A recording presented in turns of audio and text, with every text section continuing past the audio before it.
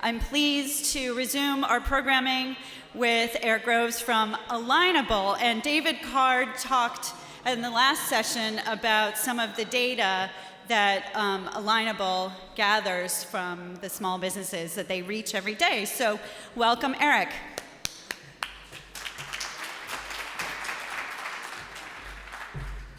Thank you. Good morning.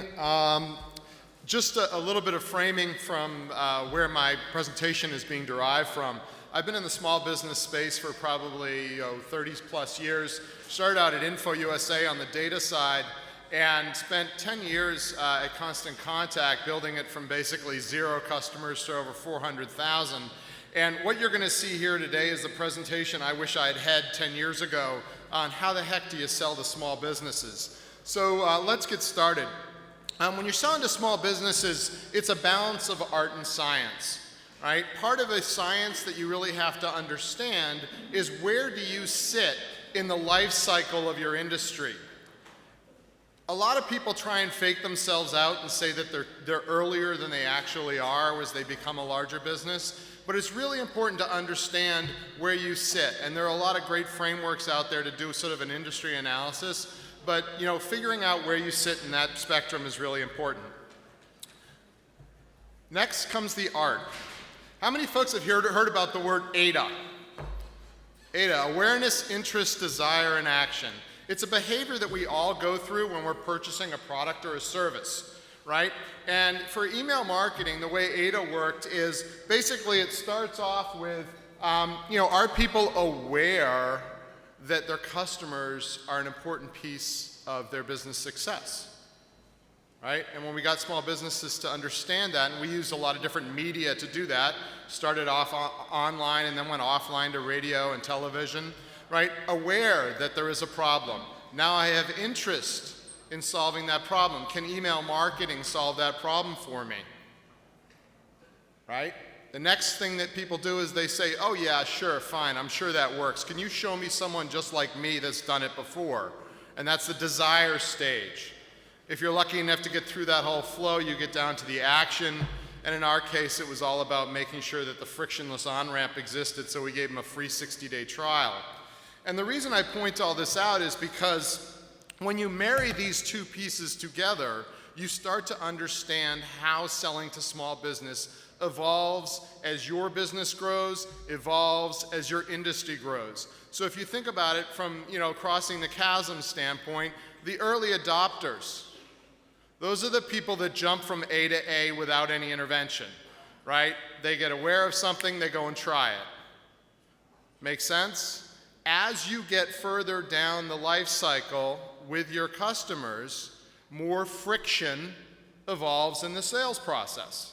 It's this place that I call the conversion zone. So as you get to the early majority, they are very easy to make aware, but they come to you with interests that you have to solve for.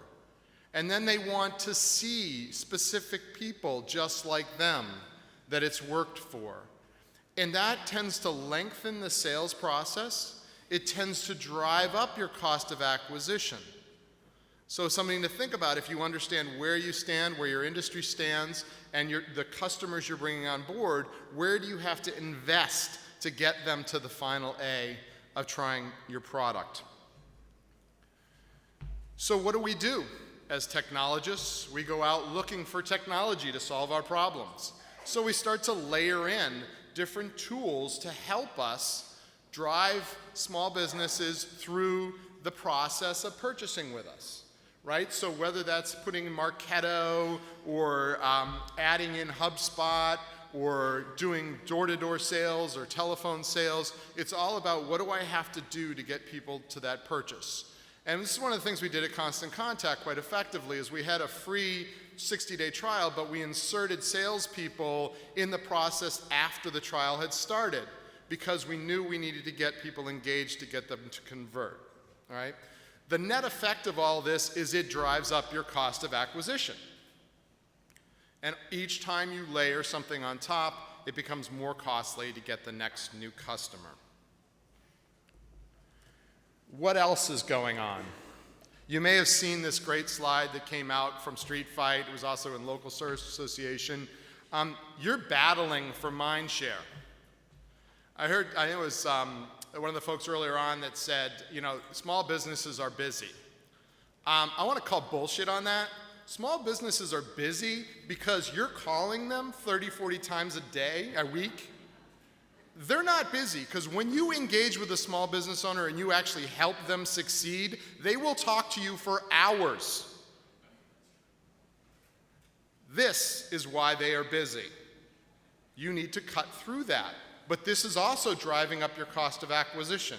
You need to understand it, understand its influence on your business. So what is in your control that can help you overcome this challenge? Who do small business owners trust? Who do they turn to for advice? Turns out, not surprisingly, they talk to each other. They ask each other for advice, and it varies who they ask. Sometimes they want to ask a person nearby in their town, hey, how do I get my sign approved in this town? Right? Well, the people that can answer that question are literally 10 feet away through drywall. They just haven't met them yet. So they try and build a network, and that's what we're doing on Alignable, is building this hyper-local network that allows these businesses to ask each other's questions. But the other interesting thing happens is that sometimes they have questions specific to their industry. So we had a cupcake store in Tampa, Florida that said, hey, I'm trying to figure out this new flour that I'm looking to use for my product. Can you connect me with all of the other cupcake stores across the country? Sure. So we just created an industry group, 200 businesses in there. She starts asking questions and getting answers. They trust each other, and as someone pointed out earlier, they don't necessarily compete with each other in the way that you and I think about competition. We have a kitchen store in Acton, and I asked her, what do you think about the kitchen store in Concord, which is less than 2 miles away? And she said, oh, I send them business all the time. Why would you do that? Well, the answer is because she doesn't want them going to Amazon or Williams-Sonoma. She wants them to go to another small business owner. So they trust each other. And they also trust thought leaders that are trusted by other people. So what do you know about your advocates, right? Your advocates are people that can generate word of mouth for you and your brand, but they can't be bought. You have to earn their trust. The beautiful thing is, once they trust you and start talking about you, the cost of acquisition of every new customer they bring in is zero. So do your customers trust you? How many people keep their own NPS score?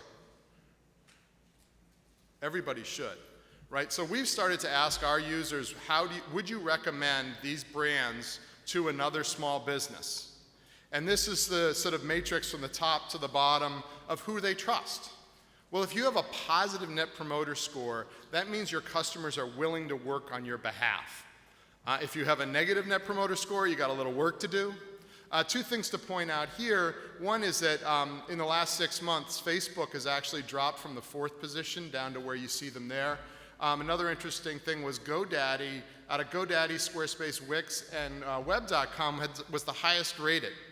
So clearly, technology is not the only thing small businesses are looking for. It turned out that GoDaddy's NPS score was much higher because they were accessible from a customer support standpoint. And their customer support just rocks. And that's what everybody talks about in the reviews that they wrote about GoDaddy on the platform. So what is your checklist for success? What can you actually do with this information that I shared with you? And I realize I'm going really fast. I'll be around in the back of the room hanging out if you have any questions, but understand what your net promoter score is. Focus on attractors, not detractors. The natural thing to do is to look at the 0s through 6s and go, I'm going to fix you. They're gone. Go for the 7s and 8s, look at what the 9s and 10s love, and figure how do you make that stronger and better, because it'll influence the 7s and 8s to become 9s and 10s. You're never going to save the 0s. Trust me. All right? Understand where you stand relative to the other people in your industry. That's something we can help you with. Build a loyal following of your customers online. And when you're there and you've built this following, it's really important to share insights with them that they can act upon. We heard earlier someone was talking about content marketing. and writing white papers. They're written for SEO. They're really freaking long. If you want to engage your customers and get them sharing information with other people, think less than 500 characters with one actionable insight. I'm talking for email marketing, like how do you get your email opened? Use thank you in the subject line, see how it works, and let us know how it goes. Done. That's content that they can act upon and that they're willing to share with others, right? So that's something to focus on. Where do you push this content? Well, you have to think about all the places where your customers interact and where your prospects hang out. And this is one of the things that we found with Alignable is we're kind of in the middle, because what we're doing is we're creating a network, a hyper-local network where businesses talk to each other. And one of the things we noticed, they started talking to each other about products and services they use. So we've started to embed that into the product. But you need to be in a place, you need to build a following where it's really simple for them to share it with others.